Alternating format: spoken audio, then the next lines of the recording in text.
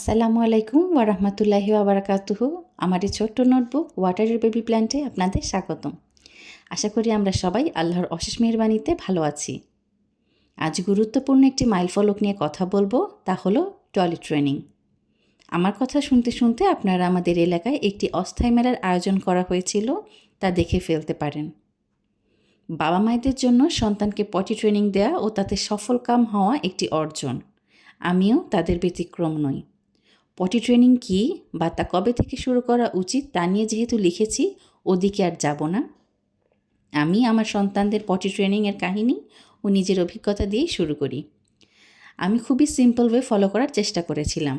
আমি যখন মনস্থ করলাম আমার সন্তানকে পটি ট্রেনিং করাবো, আমি ওর পটিটি সারাদিন ও যে রুমে খেলে সেখানে রেখে দিয়েছিলাম। আর ওকে ইনস্ট্রাকশন দিতে থাকলাম যে আমাদের যখনই টয়লেট আসবে আমরা পটিতে করব। তাকে প্যাম্পার্স ফ্রি রেখেছিলাম। প্যাম্পার্স ফ্রি অর্থ বটমলেস না, নর্মাল প্যান্ট পরাতাম। এবং সে ছোট ছোট দুর্ঘটনার সম্মুখীন হতে থাকলো যে পটির আশেপাশে এলাকায় দেখা যাচ্ছে যে টয়লেট করছে। এবং প্রতিবার ওকে ক্লিন করার সময় আমি একটা কথাই জিজ্ঞেস করতাম যে বলো তো আমরা কোথায় টয়লেট করব। সে দেখিয়ে দিত যে সে পটিতে। এভাবে কয়েকবার যাওয়ার পর সে ফিল করতে পারলো এবং বলতে শুরু করলো যে সে টয়লেট করবে, এবং আমি তাকে সাহায্য করতাম। 2 সন্তানের ক্ষেত্রে যেটা করেছি তা হচ্ছে ট্রেনিংকালে তারা যখন সফল হয়েছে অনেক অনেক প্রশংসা, আদর, হাততালির ব্যবস্থা করেছিলাম যাতে তারা আরও উৎসাহ পায়। পটি ইউজের জন্য আমি কোনো প্রকার ভয়, শাস্তি বা ধমকের আশ্রয় নিইনি। আমার নিজের জন্য যে প্রস্তুতি ছিল সেটা হচ্ছে মানসিক প্রস্তুতি। পটি ট্রেনিংকালে আমি দৈনিক 100 বার দুর্ঘটনাজনিত পটি ক্লিন করব, এই মানসিক ব্যাপারটার সাথে নিজেকে অভ্যস্ত করে নিয়েছিলাম। টয়লেটে বেবি কমোড সেট আপের সময় আমরা বাচ্চাদেরকে সাথে নিয়ে সেট করি, এতে দেখা যায় যে তারা ব্যবহারের জন্য খুব উদ্গ্রীব হয়ে রয়েছে।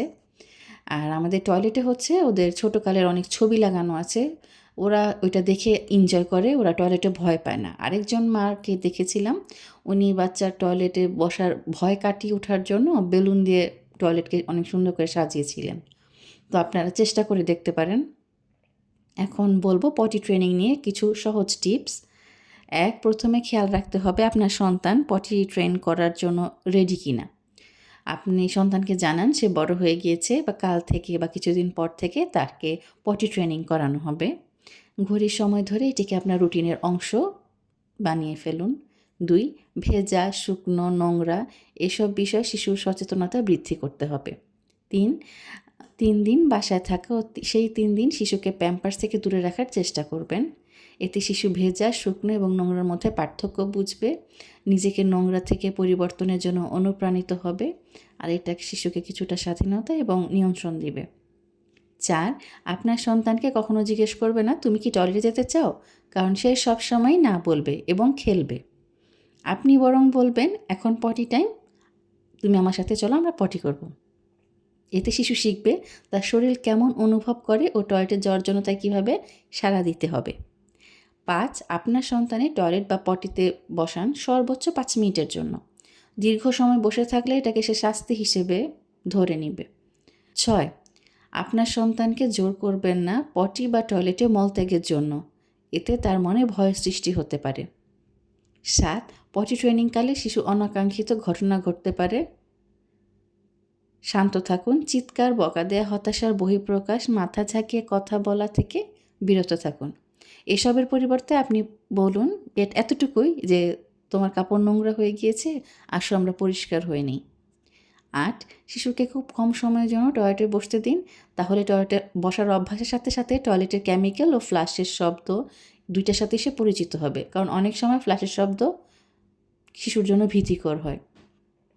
9, নিশ্চিত করুন শিশু স্বাচ্ছন্দ্য বোধ করছে, কারণ টয়লেট করার জন্য তার মাংসপেশি রিল্যাক্সড থাকাটা জরুরি। আপনার সন্তান যদি নিজেকে উঁচু করে ধরে রাখে বা নিজেকে কমোডের ভিতর থেকে পড়ে যাওয়া থেকে আটকে রাখতে চায়, তাহলে সে রিল্যাক্সড অবস্থায় নেই। এবং সফলভাবে টয়লেট করার জন্য তার হাঁটু তার হিপের চেয়ে বেশি উচ্চতায় থাকতে হবে। 11, খাবারের আগে, পরে, ঘুমের আগে, পরে, বাসা থেকে বের হওয়ার আগে, বাসায় ফেরার পর শিশুকে পটি অফার করুন। 12, শিশুর কাছাকাছি পটিটি রাখুন। 13, প্রতিবার পটি করার পর উদযাপন করুন। হতে পারে চুমু, আদর, হাততালি, এতে তারা যেভাবেই উৎসাহ পেয়ে থাকে আর কি। 14 ট্রেনিংকালে তাদের অন্তর্বাস বা ছোট প্যান্ট পরিয়ে রাখুন। 15 আপনার প্রয়োজন হলে একটি বিরতি নিন, কিছুক্ষণ দিন পর আবার ট্রেনিংটি শুরু করুন যদি আপনি মনে করেন যে আমার জন্য চাপ হয়ে যাচ্ছে। এবার বলবো বাচ্চাদের জন্য যেটা বা বাচ্চা বা মায়েদের জন্য একটা নতুন চ্যালেঞ্জ, সেটা যে শিশুরা খুব বেশি সময় ধরে প্রস্রাব আটকে রাখা শুরু করে, যেটা তারা যখন প্রস্রাব করতে যায় তাদের জন্য কঠিন হয়ে যায় প্রস্রাব করাটা। এর কারণে মূত্রাশয় নিয়মিত খালি রাখার দিকে খেয়াল রাখতে হবে।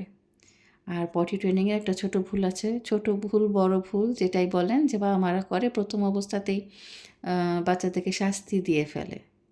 এটা থেকে দূরে থাকবেন, এটা তাদের জন্য সহজ করুন, আকর্ষণীয় করুন, মজাদার করুন, এতে শিশুদের পটির প্রতি উৎসাহ বাড়বে। আর আপনার উপর নির্ভর করছে যে আপনার সন্তানের পটি ট্রেনিংয়ের অভিজ্ঞতাটা আসলে কেমন হবে। সবার জন্য এই পটি ট্রেনিংয়ের জার্নি সহজ হোক। নিজেদের যত্ন নিতে একদম ভুলবেন না। আসসালামু আলাইকুম ওয়া রাহমাতুল্লাহি ওয়া বারাকাতুহু।